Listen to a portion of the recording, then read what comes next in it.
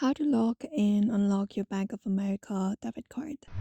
Hello, everybody, welcome back. If you'd like to do so, you may follow up these steps. So, open up Bank of America application on your device, and once you are logged in, you should be finding this particular interface. Now, what you may do is you may just go to your checking account, just go over and tap on it. And from there, you may scroll through the options and head over the account management section and find the option called debit card settings within and tap on it. Once you tap on it there, it will easily show you the debit card and credit card that you have on your particular account. Now you just need to look over to the debit card that you have.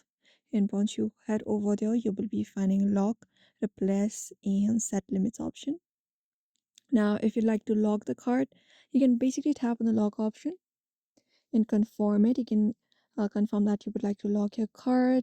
If you lock your card, you can't use it to make purchases, make ATM withdrawals, and change your card settings, etc. So you can tap on lock card. And once that is done, you can find your card being locked. Similarly, if you'd like to unlock it, you can just basically find an option called unlock and tap on it. And that way you can unlock your debit card at Bank of America.